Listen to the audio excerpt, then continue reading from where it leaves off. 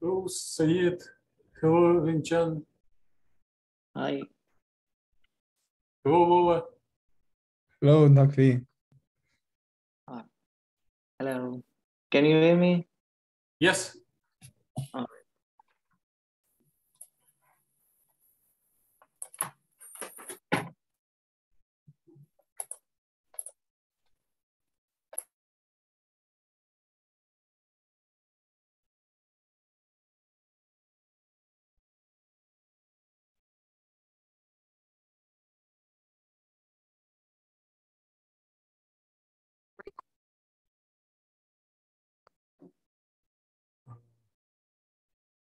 I'm just seeing as more and more people are connecting, and I'm admitting them to the meeting like crazy. There is no time to say hello to everyone. Okay. Yeah. Maybe in the future I will add all of you to co-host so that you can stay connect to the meeting right away. So welcome to my home office, and I see some of you also in special arrangements. There is one more. I did send a request to reserve a room, and it will be for the lectures. It will be up to you to come in person or join by Zoom. But for Wednesday's labs, it is obligatory, mandatory part of the course, and it is strongly recommended or even required to come in person. But for lectures, whatever is comfortable for you. There are more people.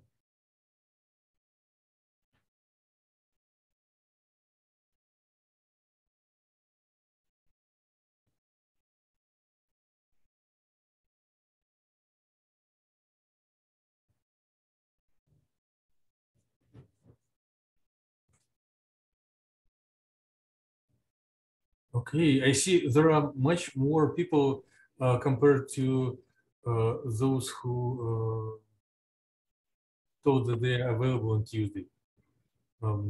Maybe it is because of the online meeting, or you already made some sacrifices compared to your schedule, which is anyway much appreciated. So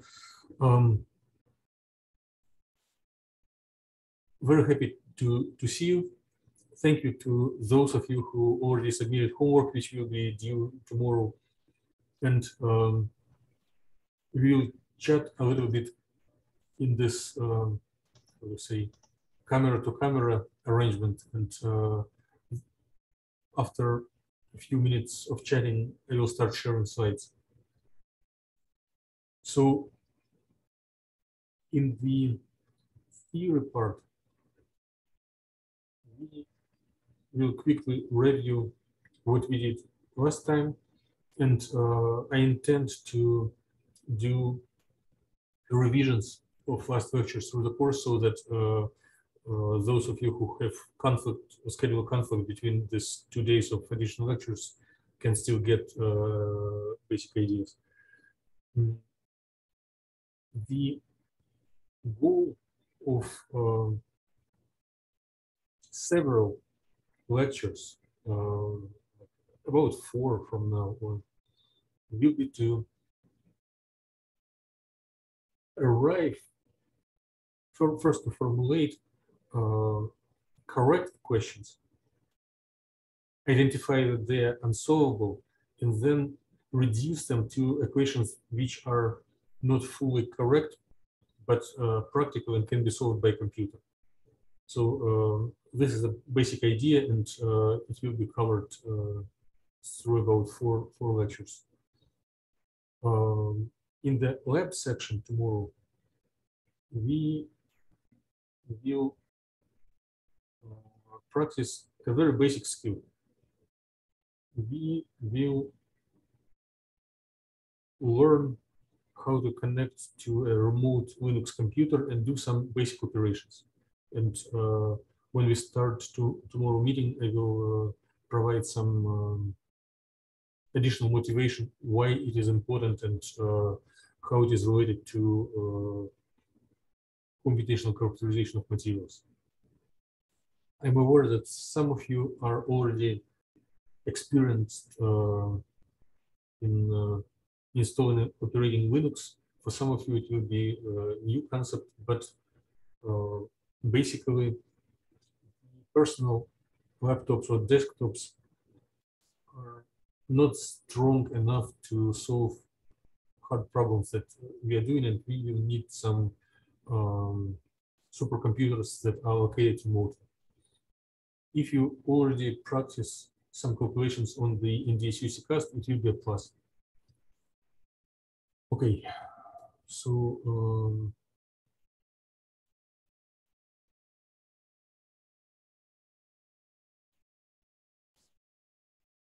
screen. And please feel free to stop me anytime and ask any questions. So it is very much appreciated if you have the interactive environment.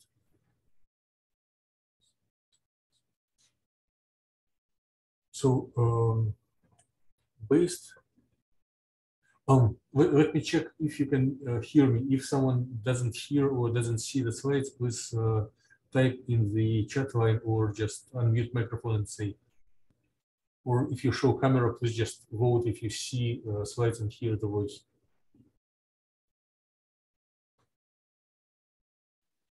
I can hear you and see. Okay, yeah, thank you, Haley.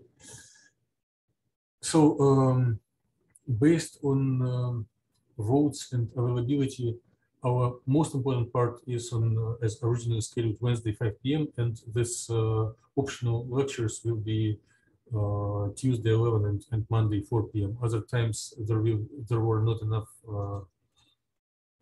attendees who can do it.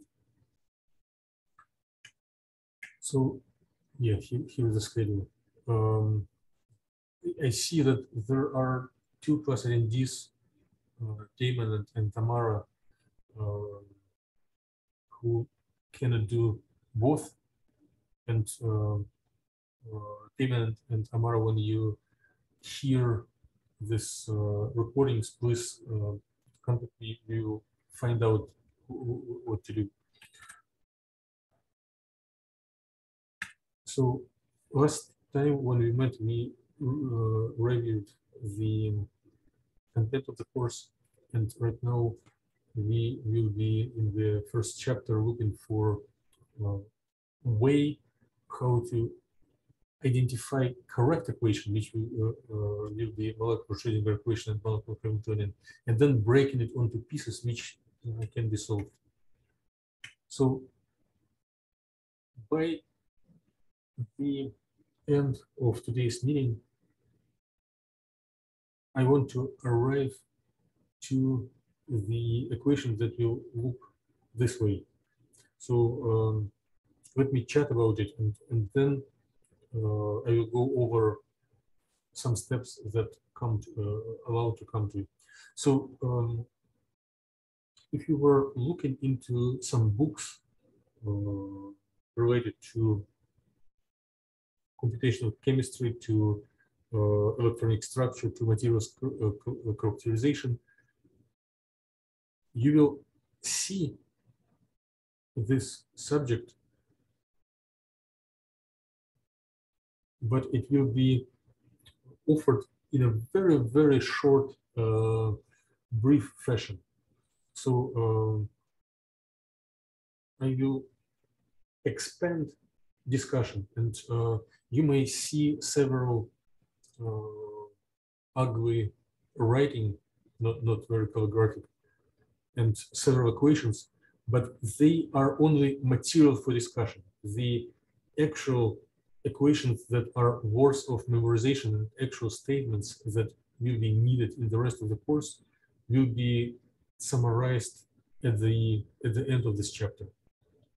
So first, do not worry if you see too many equations, and second, I encourage everyone to stop me and ask questions. It will be much more healthy if you do it interactively.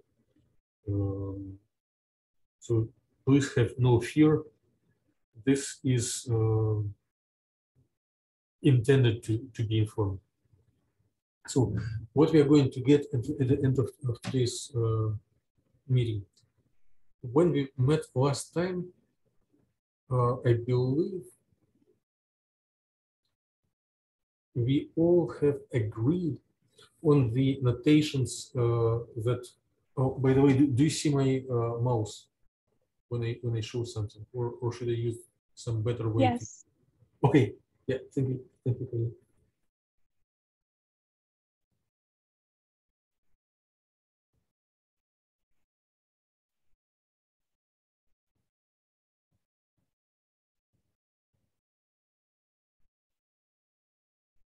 Okay, so last time we adopted notations T sub n for kinetic energy of nuclei, V and n for long repulsion of nucleus, and then there were several additional terms related to electronic interactions. So by the end of today's meeting, I would like to arrive to a Schrödinger equation where all terms of energy, all terms of Hamiltonian related to electrons will be combined to this red term H sub E, and this rectangular brackets correspond to the fact that electronic interactions do depend on positions of nuclei. So if you may recall and remember from last time, we used uppercase R for positions of nucleus and lowercase r for positions of electrons. And the interactions between ions do depend on what are electronic states. And in an opposite way, the electronic interactions between electrons that are sitting on each ion do depend on interatomic position. So originally we used to have five types of terms contributing to the total energy, and here five is too many. Even though under each term we understand many subterms, many little contributions which you are trying to complete in your homework. It's quite challenging to speak about large equations. It's better to have things in a condensed form. And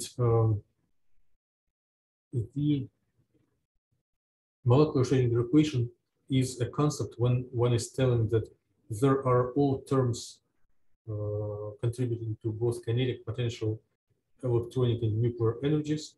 There is a big wave function psi, and by acting by this operator onto wave function, one is getting the same wave function multiplied by eigenenergy of this eigenstate of the big molecular system.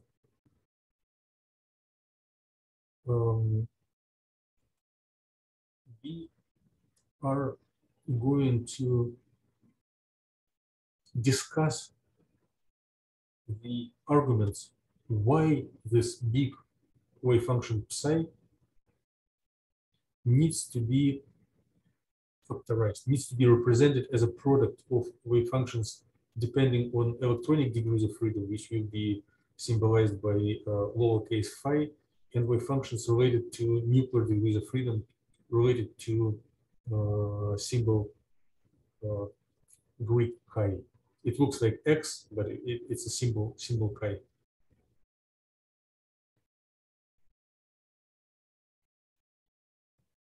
Interpretation of this equation can be done as follows.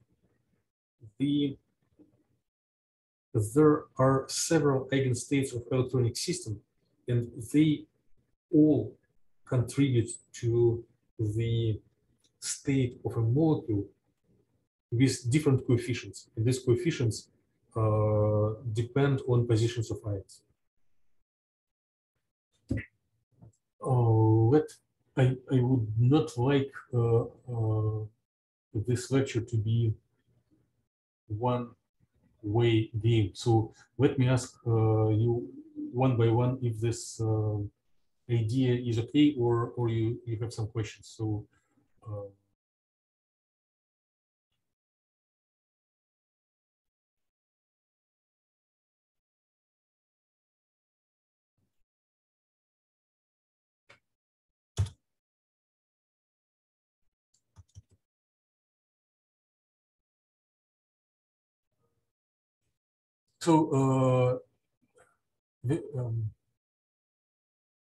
Hadassah, do you have any questions or concerns about this statement? Not at the moment. Okay, yeah, thank you. Vinjan, does it look reasonable, or it is too far from what you expected?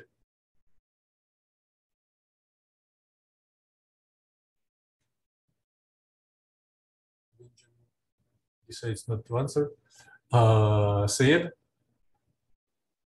Yeah, it's fine. Okay, yep. But feel free to raise questions if you're very healthy. These questions are more important than equations and what I mumble myself. Laura, do you have any questions, concerns, comments right now? No, none. Okay, yeah, thank you. Amara, are we doing good? No, I'm good. Okay. I do see one question typed in the chat line. There is a question from Amir Reza telling what was T sub n and V sub n. I plan to do a brief review of our last meeting. So T is usually used for kinetic energy because, like its tradition, T is related to temperature or translation. N stands for nucleus, like ions, atoms. We use the letter N to avoid the ambiguity between words atoms and ions. Like nucleus is something heavier than electrons. Then letter V is often used for potential, for interaction, and N means that it is interaction between nucleus and nucleus. Lola did type correct summary of what I've taught, and her answer is better. Okay.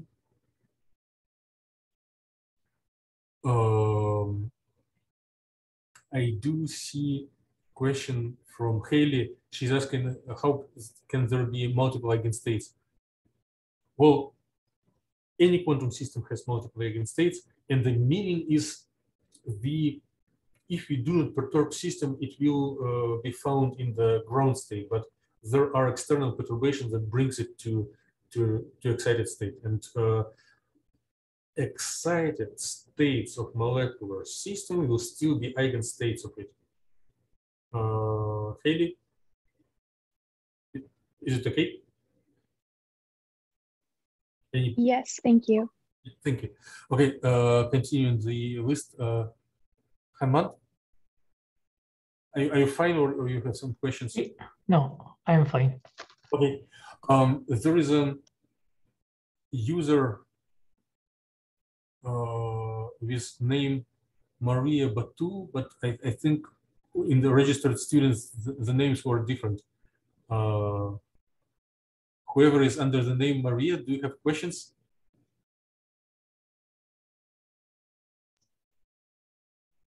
She put it in a chat box. In chat, she have one question. Okay, can you please draw a physical picture of these equations?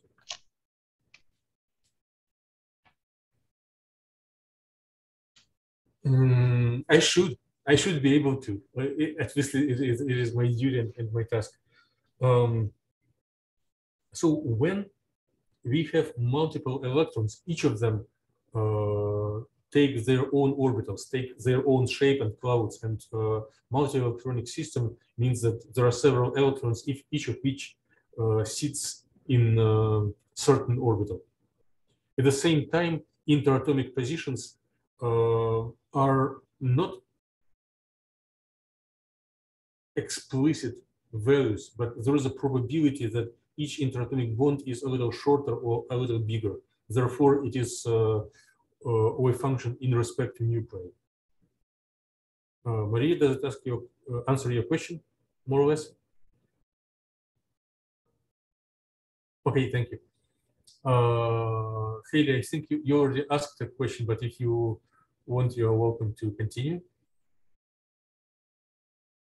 No more questions. Oh, I'm good. Okay, thank you. Achia, anything you wanted to add, ask, or complain?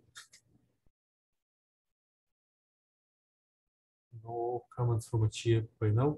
Adam, would you like to ask anything or comment? No, nothing at the moment. Oh, okay, yeah, but thank you for supporting. Amar Aslam, do you have any? No, it's fine. Okay, thank you. Amir Rizal already had a question, but feel free to ask more. Sarah, I remember our very inspiring discussion last meeting. Do you have any questions right now? Oh, no, I'm fine, doctor. Thank you. Okay, yeah, thank you. Okay, then I'm going to return back to the slides.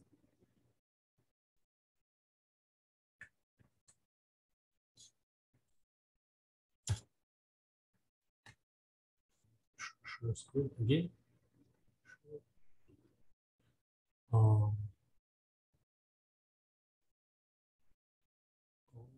Okay. So, what did you do last time? We did review what is expected. I don't see the slides. You can, okay, let me fix it. Thank you for the signal. Oh, yes, I need to select different display.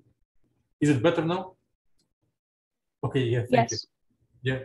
So basically, by the end of the course, I expected to have several skills, and skills are more important than equations. So environment for scientific computations it is what we will start tomorrow. So remote access, and then we'll go through file transfer and submitting jobs to supercomputer, command line environment, and other things.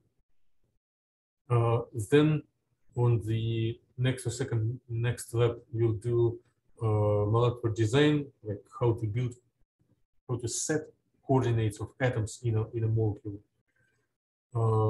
Then the computational chemistry in narrow sense is just find electronic eigenstates and plot orbitals. It's not the whole course, but it is the very basic skills that I promise everyone will do efficiently and quickly for any model. And then we will be learning how to describe charge transfer, how to look for ab initio molecular dynamics, which means molecular dynamics with bond breaking, how to make movies. Some of you know how to do it. Some of you will learn. And the goal is to be able to get some advanced skills to predict rates of reactions or lifetimes of excited states. And since there are many attendees in class, we'll probably practice teamwork. We all will practice technical writing and presentations. So the flow chart of the course is from theory to these practical skills, and then predict outcome of an experiment. And,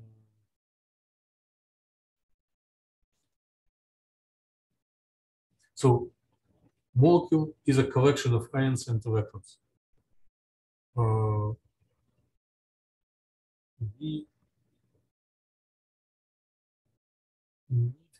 to learn as much as possible about molecules, like what are the distances or probabilities of distances, what are the eigenstates, and in order to do so, anyone who practices quantum theory needs to formulate a Hamiltonian symbolized by letter H, and it is often composed of kinetic and potential energies. And if there is no time-dependent, then Schrödinger equation is total energy operator acting on the wave function gives wave function again and the eigenstates. If there is time dependence, then the time-dependent solution is composed of this eigenstates times phase accumulation factors. We decided to illustrate terms in the Hamiltonian on example of H2 molecule with 2 protons and 2 ions, where we set up origin, connected all particles by arrows, and then identified that there are 5 types of terms. So T sub n, kinetic energy of nucleus, momentum of each ion, kinetic energy of electrons, and in the denominator there is a mass. And then 3 types of potential energy. Nuclear to nuclear, where is 1 over subtraction of positions. Note that Coulomb interaction always has distance between 2 particles in denominator, not 1, not 3 or 4, 2. So it's pairwise interaction. Some of you who deal with force field molecular mechanics know that some interactions can be parameterized as function of like 3 coordinates, like angle depends on 3 points, or the dihedral angle, which depends on 4 points. But here, Coulombic term depends only on 2. And if charges have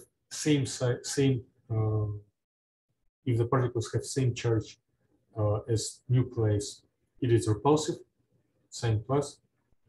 Electrons, sign plus. If it is opposite charge, like nucleus and electrons, the sign of interaction is negative, which means they are attracted.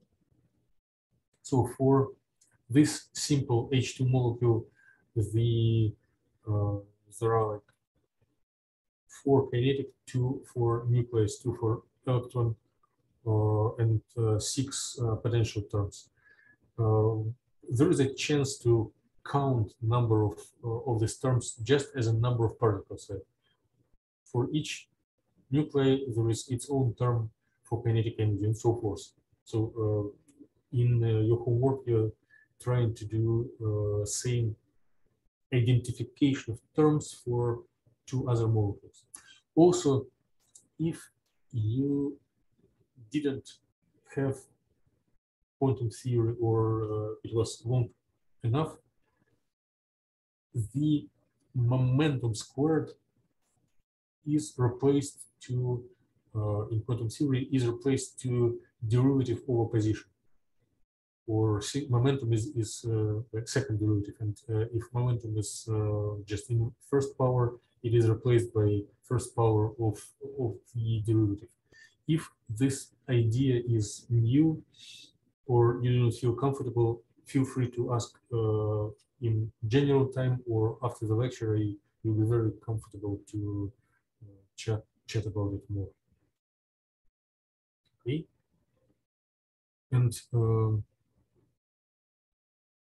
last slide of the previous meeting was formulated in the following way.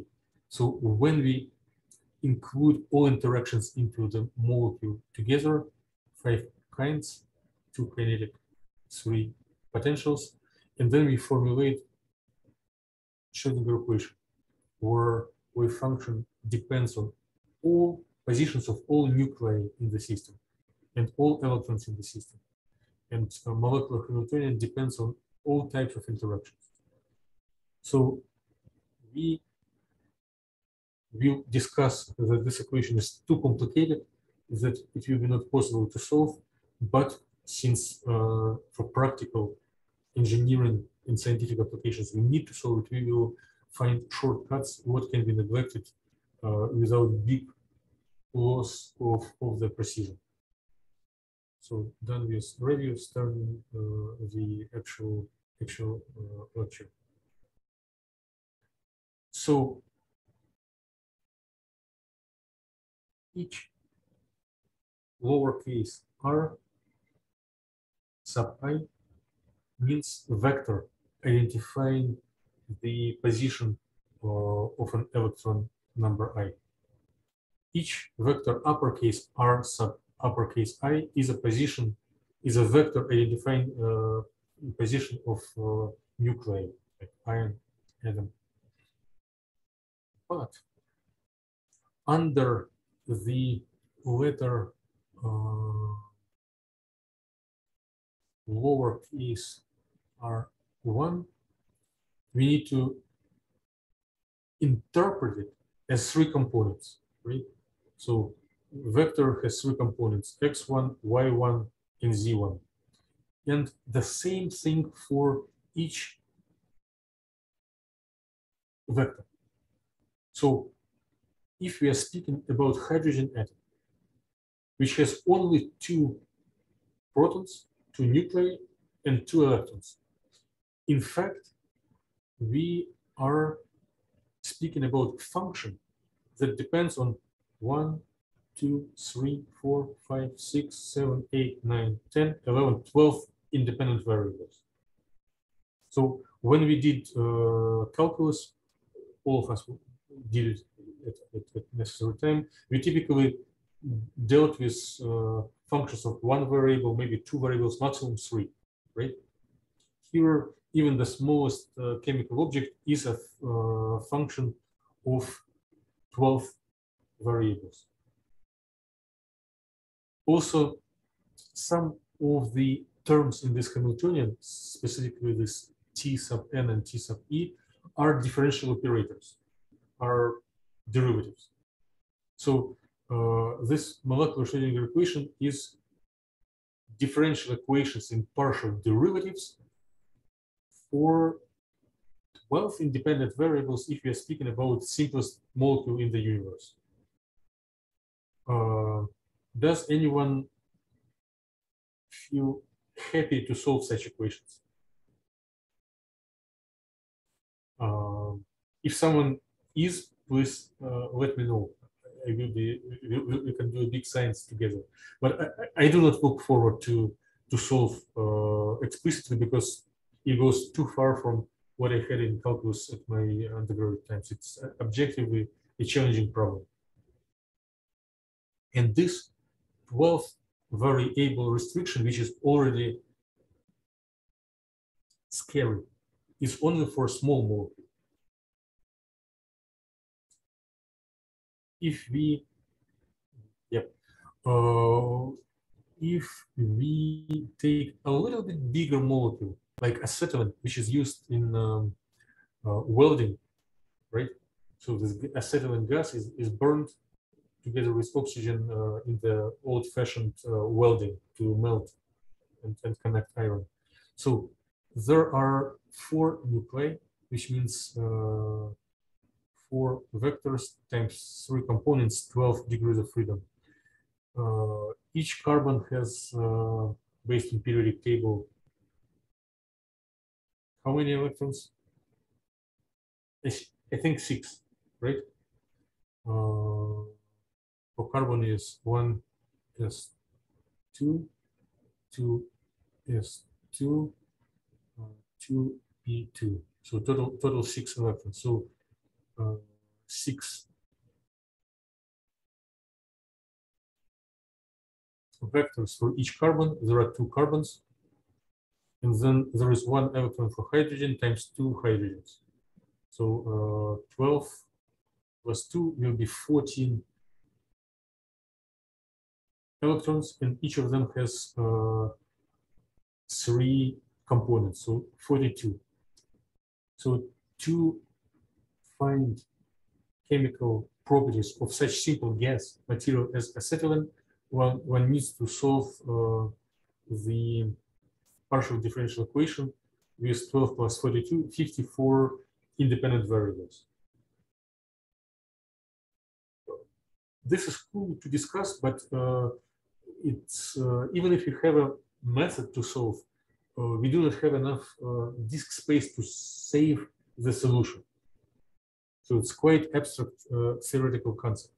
And it is immediately clear that this problem in general is unsolvable. So there are too many degrees of freedom to solve it explicitly.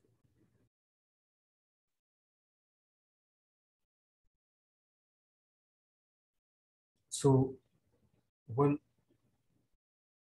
we will go through the path of simplifying this equation, and a little comment, I don't know, I will be not surprised if some of the class attendees hate equations and think they're useless. So the necessity of equations is to quote them when you write method section of your manuscript for publication or your thesis. And when it will be time for doing it, the equations needs to be typed in Microsoft Editor or some other tool which one uses to edit. We are not in a mathematical class. We are not going to derive and solve equations, but we need to be literate about which equations are being solved by a computer or which equations are too challenging for a computer to solve. Therefore, these mathematical symbols are used intensively, and they will be used intensively. But do not, please do not fear them. There will be no or vanishing amount of practical math. Okay. So, which strategy is used in differential equations and generally in math when amount of degrees of freedom is extensively high? So the standard approach is so-called separation of variables. So if function depends on, for example, two variables, and if operator acting on this function has independent terms acting on each of the variables separately, independently, then the function can be represented as a product of lower dimensionality function, and the equation can be one equation for many variables can be replaced by many equations for one variable. So this is principle of separation of variables from differential equations. If you were taking this course of differential equations, or if you are taking it actively, you will find that there are much more details, and I'm oversimplifying the system, but general idea is that one equation with many variables can be replaced with many variables, many equations with one variable.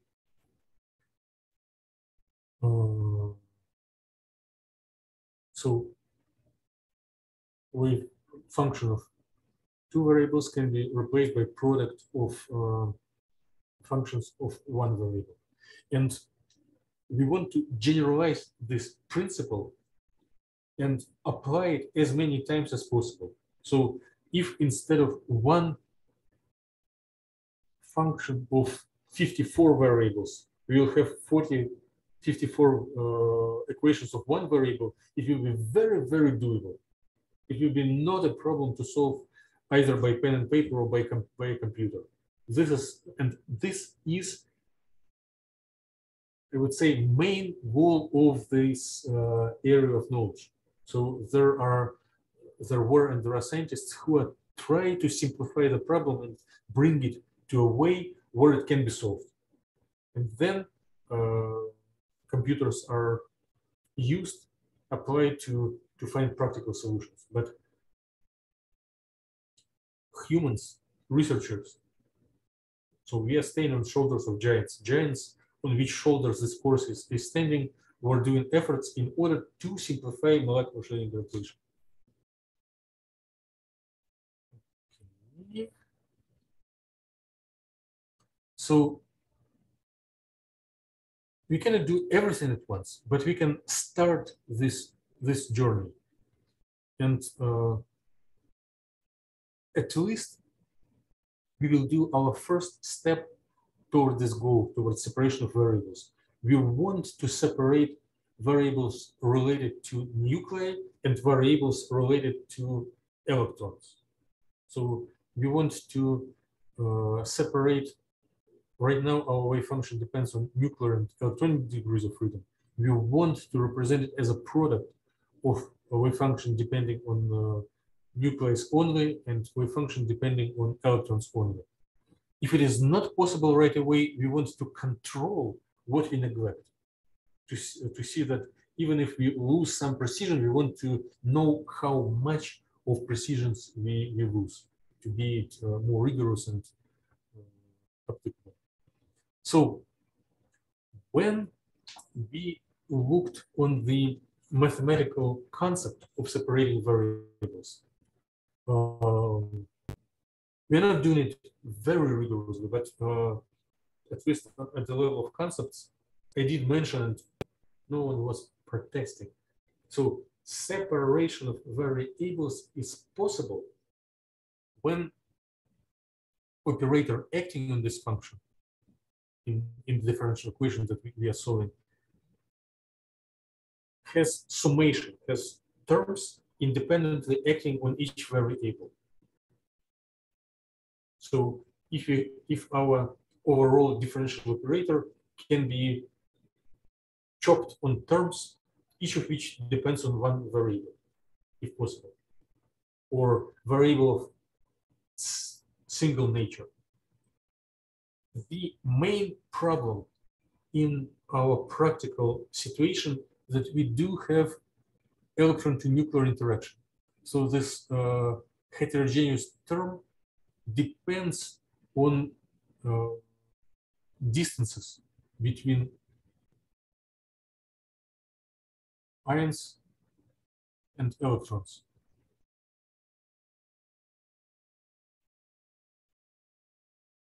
And it means that it mixes together electronic and nuclear degrees of freedom.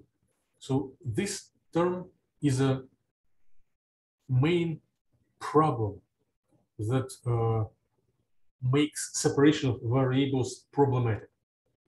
So we need to find an argument or practical situation when this term can be either neglected or taken into account in an approximate way. So presence of this electron to nuclear interaction creates a challenge for separation of variables on one hand, and on another hand, we have no choice. We need to separate variables to make our quantum model of a molecule solvable. So here are two of the giants on which shoulders we are standing. Their names are Max Born and Robert Oppenheimer, and they offered a paradigm, a framework, telling how to separate variables, how can we still separate and what is neglected, like how to treat systems with electron to nuclear interaction and still separate variables. So here are their biographies from textbook and Wikipedia. If you ever visit a city of Los Alamos in New Mexico, which is the place where first atomic bomb was designed and where is one of the world's strongest scientific facility residing right now. So by scientific productivity, it competes with MIT, Harvard and Berkeley. So if you visit the city, you will notice that streets in the city are named after scientists or some scientific events. And one of the major streets is called after Robert Oppenheimer. Here are just a couple of slides of examples of practical problems that were solved by the end of the course several years ago, but let's skip and go forward because we would like to get some skills before we go to practical solutions. And when we met for the first time, we already did a little interview of what everyone is interested in. Okay, here I left a little note for myself that many years ago I was believing that next slide is most important. Let's check. Okay, so electrons and nuclei are attracting each other, and we cannot do anything with it. But there is a feature that can be used for our benefit. The masses of electrons and nuclei differ by 3 orders of magnitude. So even the lightest nuclei, proton, is about 2,000 times heavier than mass of an electron. So mass is a measure of inertia. Means an object with big inertia takes more energy to change its state or its position. And the changes for objects with bigger inertia takes longer time. So based on this common sense general consideration, we can tell that ions, nuclei are slow, that electrons would respond to any change in interatomic positions instantaneously, much quicker than actual pace of ionic motion.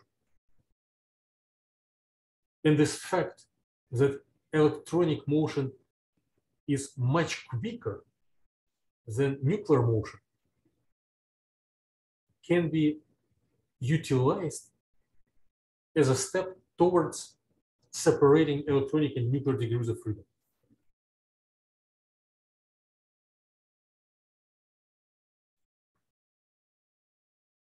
So based on the fact that electrons do everything so quickly, we can encircle, we can highlight all terms that are related to electrons. And we can consider that contributions from electronic degrees of freedom to the rest of molecular Hamiltonian are just something that happens instantaneously, that we can use it as a black box. So we can think about molecular Hamiltonian as a Hamiltonian that depends only on interatomic positions, that we have only wave functions depending on interatomic distances, positions of nuclei. While all electronic interactions can be considered as a very quick black box that finds its eigenstates, its optimal arrangement of electrons instantaneously.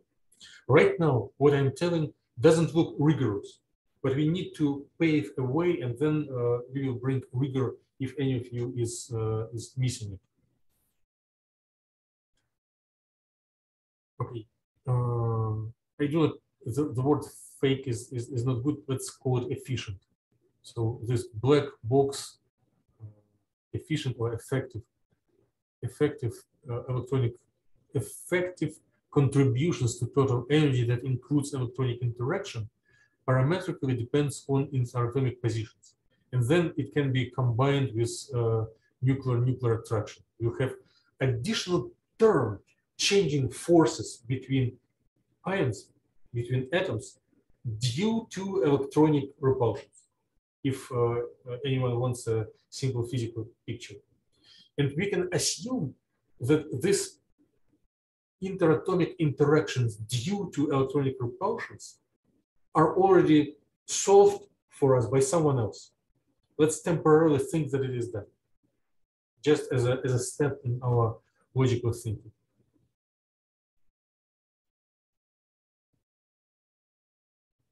So this black box, this combination of electronic interactions can be solved assuming that nuclei do not move, that someone took each sphere corresponding to nuclei and has forbidden it to move, like took a nail and hammered it into like a table. So nuclei do not move at all. And for non-moving nuclei, one can quickly solve what electrons are taken for their electronic state. And then the solution of the electronic state can be forwarded later on for finding details of internuclear interactions. So all three terms that are related to electrons, so electronic kinetic energy, electron repulsion, and electron nuclear attraction, can be called this HEFF, effective Hamiltonian, and one can find the eigenfunctions of this electronic Hamiltonian, which explicitly depend only on positions of electrons. But parametrically, they also depend on positions of nuclei. But this parametric dependence is not a true dependence. We do not have derivatives over the positions of nuclei in here. So this efficient electronic Hamiltonian has only kinetic energy of nuclei, which includes differential operator, plus electron repulsion, plus electron nuclear attraction. And the only differential operator is here, kinetic energy of electrons. So it affects only positions of electrons. So it will be wave functions depending on only electronic positions.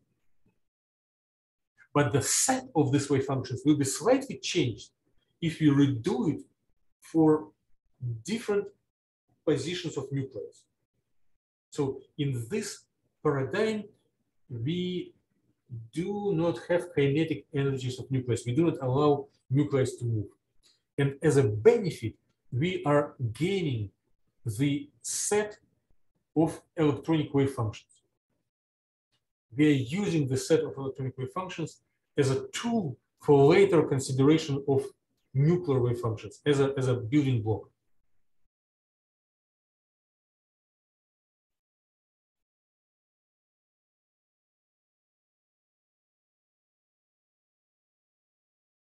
So if you solve electronic part, then they're good wave function and they they form complete set. Now, if the wave functions create a complete set in a sense of good basis, in a sense of differential equations, then any wave function can be represented as superposition of this basis function. So here at this point, let me okay, we have about 6 minutes till the end of the hour, but let me quickly stop sharing and ask Adam, because I know that we were discussing it in the previous course, but anyone else is also welcome to answer the following question. What is the difference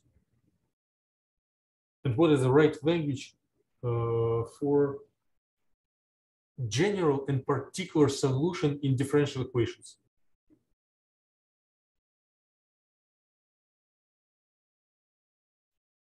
Adam, do you have a quick comment? Can you say the question again, Prof? Okay, so in the course of differential equations, there are two concepts: general solutions and particular solutions. First, one is solving, and I want some comment on similarity and difference of these two terms, and maybe correction if I misspelled any of them.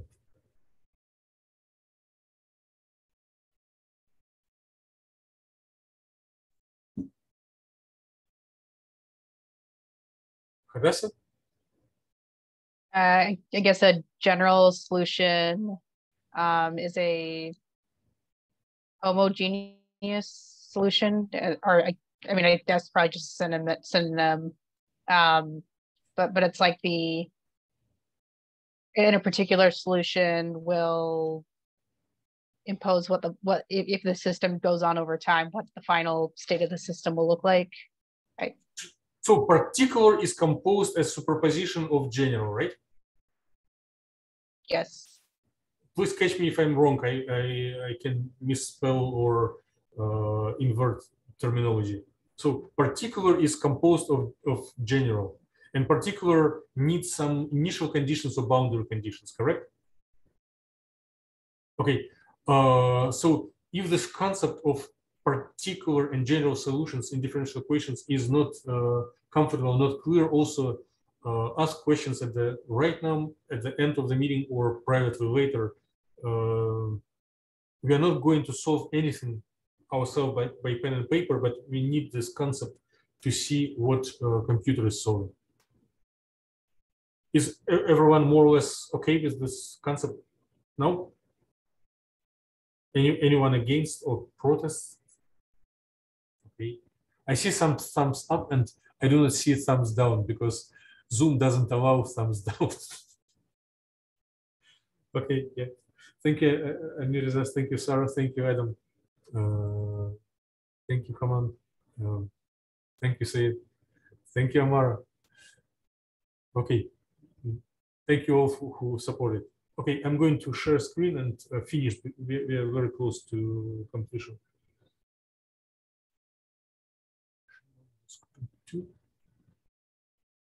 Okay, so this electronic wave functions form a basis.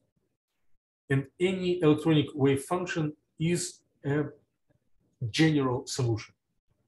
A particular solution will be superposition of these basis functions, and each of them needs to enter with a certain weight coefficient, certain proportionality coefficient. So if we borrow this idea from differential equation, we will be able to describe any state of molecular system for given, for provided, for certain value of uppercase R, for a certain value of interatomic positions, or nuclear positions. But if our ions can be explored at slightly different positions, it means that our expansion coefficients that correspond to construction of a particular solution out of general will be slightly different. TQR. So we already have basis, we have an idea how to compose general solution, but we do not know much about this weight coefficients and their dependence on ionic positions.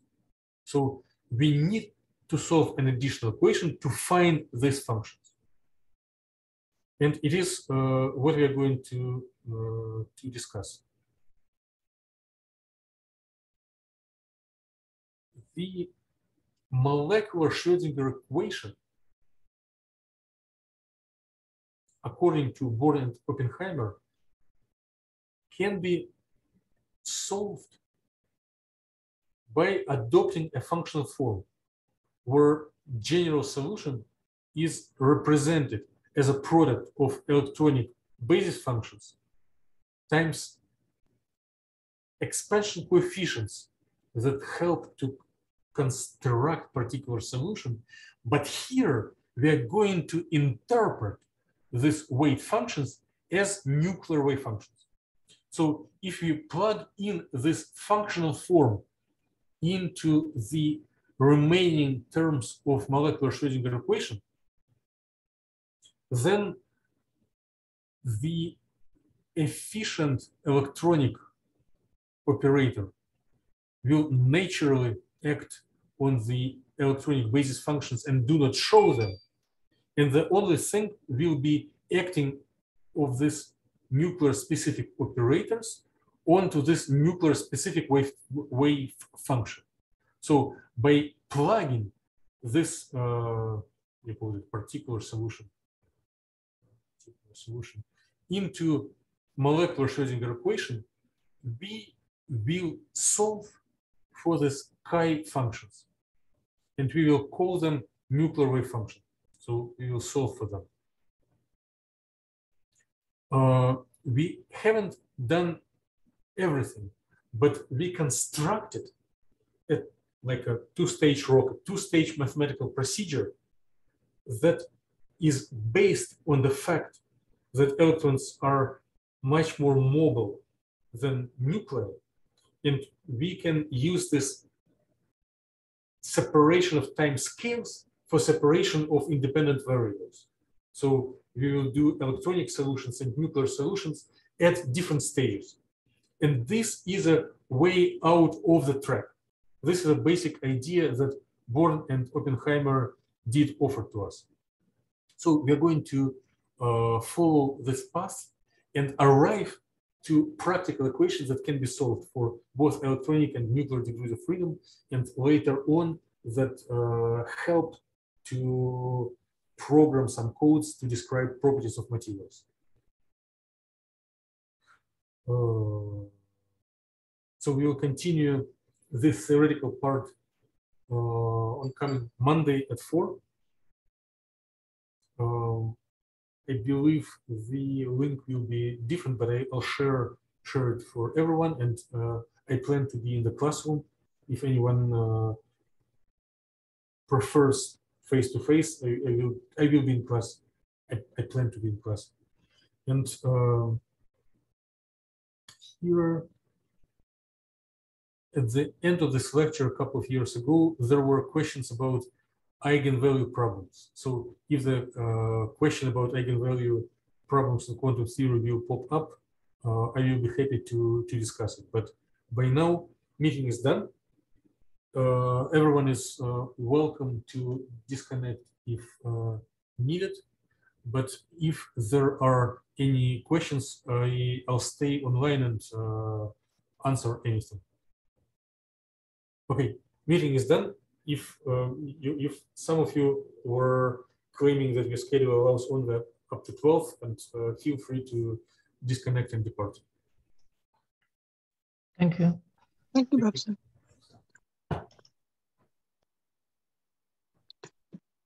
Dr. Colleen, do we just email you our homework? Yes. Oh, the format. I am very flexible, but the preferred format is PDF, single PDF, or single file, because some of you have already submitted this homework, and it was done as a camera scan with several files, which I can do it, but it's a little less comfortable for me. If you do single PDF, it will be better. Okay. Thank you.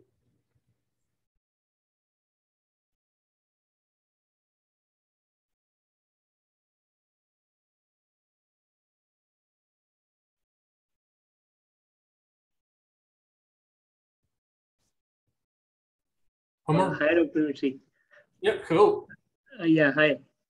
Can you hear me? Yes, I can. Sorry to take your time. Actually, not a problem. It's my pleasure. Thank you so much. Actually, I have sent you an email regarding a short meeting. So if you have time right away for 5 to 10 minutes, then we can discuss. Okay. Yeah.